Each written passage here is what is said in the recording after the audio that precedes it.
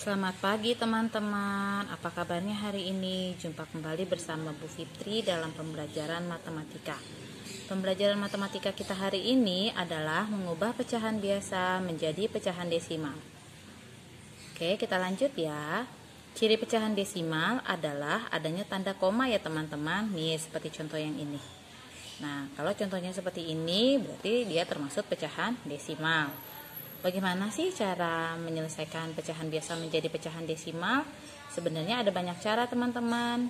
Salah satunya adalah dengan membagi pembilangnya dengan penyebutnya. Ya, jadi 1 dibagi 5. Nah, caranya gimana sih? Kita lihat ya teman-teman. 1 ya dibagi 5. 1 kan gak bisa dibagi 5. Jadi hasilnya 0. Nah, kenapa? 0 dikali 5 hasilnya 0. Kita kurangin ya. Jadinya berapa? 1. Nah, karena 1 nggak bisa, maka kita pakai alat bantu. Kita tambahkan 0 ya, Nak. Jadi kita buat jadi 10 nih. Nah, 10 dibagi 5 itu hasilnya 2.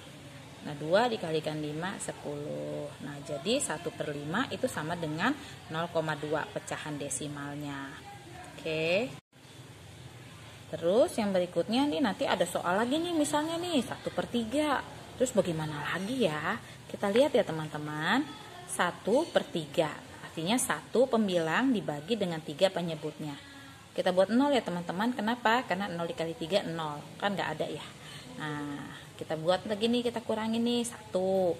Ya, karena dia 1, kita tambahkan nih alat bantu jadi 10 nih. Nah, 10 dibagi 3 hasilnya berapa teman-teman? Ya, betul 3. Kenapa sih 3? Karena 3 dikali 3 9. Ya, nggak boleh 4. Kalau 4 kan 12 sudah kelebihan. Jadi kita bikinnya 3 ya. Nah, kita kurangkan hasilnya kan 1 lagi ya. Nah, karena 1 nggak bisa, kita tambahkan lagi 0 ya. Jadi 10 lagi. Tapi kalau begitu ini bukan berarti jadi ada tanda koma lagi ya. Cukup 1 aja tanda komanya ya, sekali saja tanda komanya. Oke, itu hasilnya jadi berapa? Ya 9. Terus dikurangin lagi 1. Kalau kita terus seperti itu sampai ke bawah, ini nanti ekornya akan tetap 3. Jadi 0,33333. Tapi kita cukup mengambil 2 desimal saja ya, artinya 2 angka di belakang koma. Nah, jadi 1/3 sama dengan 0,33. Oke.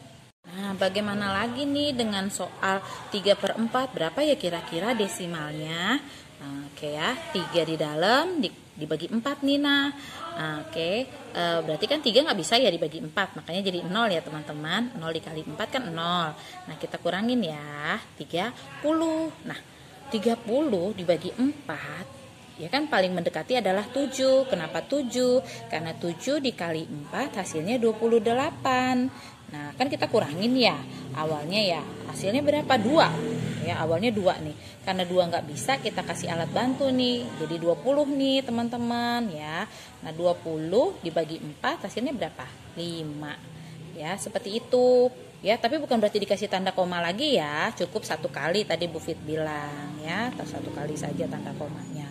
Ya, 5 dikali 4 sama dengan 20.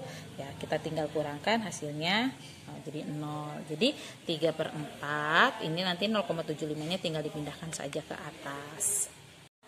Nah, kalau soal yang tadi ya, lihat ya teman-teman, soal-soal yang tadi itu pembilangnya itu selalu lebih kecil daripada penyebutnya. Nah, sedangkan yang sekarang kamu lihat ya teman-teman, pembilangnya itu ternyata lebih besar loh daripada penyebutnya. Jadi pasti hasilnya bukan 0 ya teman-teman. Ya, kita lihat nih, 5 dibagi 2. Nah, 5 dibagi 2 kan 2.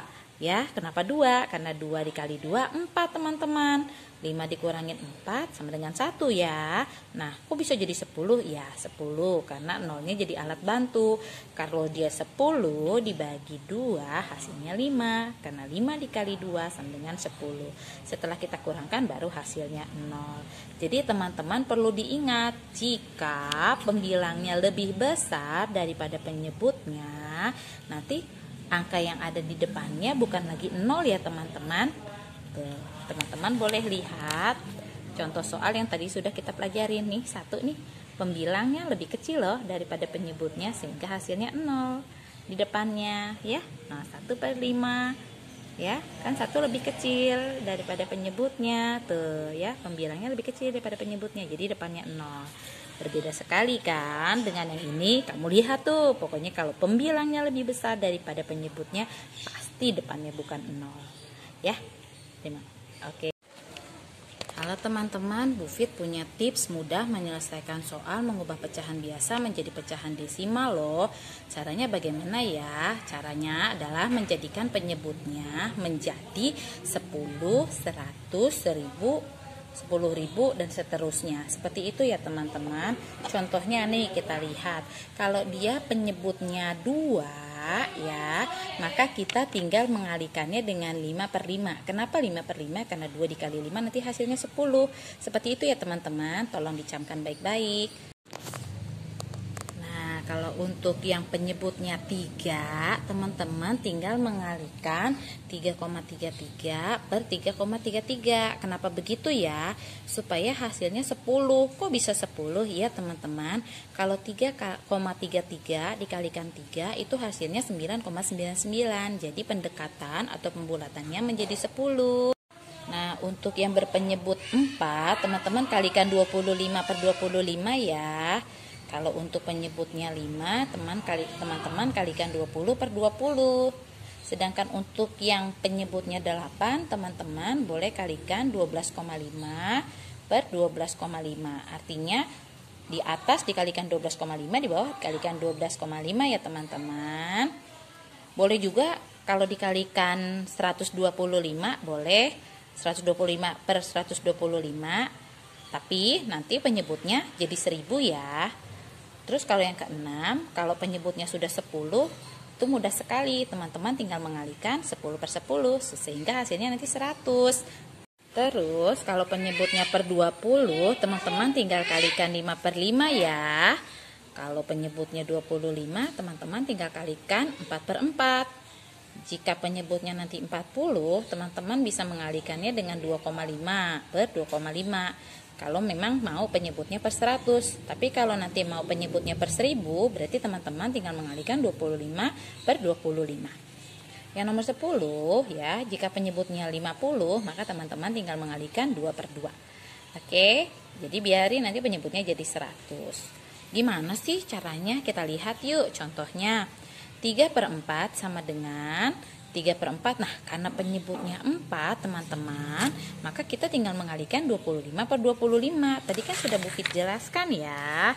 Nih teman-teman lihat tuh, kalau penyebutnya 4 berarti dikalikan 25 per 25.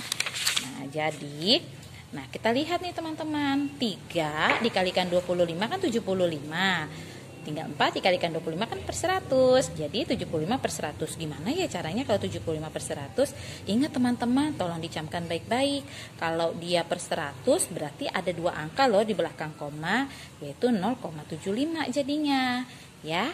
Nah, oke. Terus kalau yang berikutnya nih 7 per 2 sama dengan 7 per 2 dikalikan, ingat teman-teman, penyebutnya 2, berarti kan dikalikan 5 per 5 ya, berarti hasilnya nanti per 10. Nah 7 dikalikan 5 kan 35. Kok ini bisa ya hasilnya jadi 3,5? Iya teman-teman, karena dia di bawahnya ini nih, penyebutnya ini per 10, jadi artinya ada 1 angka di belakang koma. Awalnya teman-teman tulis dulu nih 35. Nah karena dia ada 1 angka di belakang koma, teman-teman hitung dari sebelah sini ya, 1 koma. Jadi hasilnya 3,5. Terus teman-teman lihat ya, kalau misalnya nanti dia 27 per 100, bagaimana caranya ya? Ingat ya teman-teman, kalau dia per 100 berarti ada 2 angka di belakang koma. Nah ini angkanya ada berapa sih? Oh ada 27 nih, kita tulis dulu ya teman-teman. Nah karena dia 1, 2, oh berarti kan di belakang, di sini ya teman-teman nih, kita bikin angka 0 ya gitu. 2 angka di belakang koma, 1, 2, nah ini koma, seperti itu, jadi 0,27. Terus kalau yang 135 per 10 bagaimana dong? Angka yang ada di atas ini kita tulis dulu teman-teman, 135 ya. Nah 135 ingat, di bawahnya ada per 10, berarti ada 1 angka di belakang koma. Kita hitung ya, dari belakang 1, langsung dia tinggal kita kasih koma, begitu. Lalu yang ini bagaimana dong? 125 per 1000. Oke, kita tulis dulu angka yang ada di atasnya nih, yang pembilangnya 125. Nah, karena ini ada dibagi 1000, berarti harus ada 3 angka ya teman-teman di belakang koma. 1, 2, 3. Kita kasih koma. Nah, karena depannya nggak ada, kita buat ya jadi 0,125. Lalu ini bagaimana ya? Oke, yuk kita salin dulu ya teman-teman pembilangnya. 3, 7, 2, 5 nih pembilangnya. Karena dia dibagi 100, berarti kita hitung ya teman-teman. 1, 2, kasih koma deh. Mudah bukan? Selamat belajar.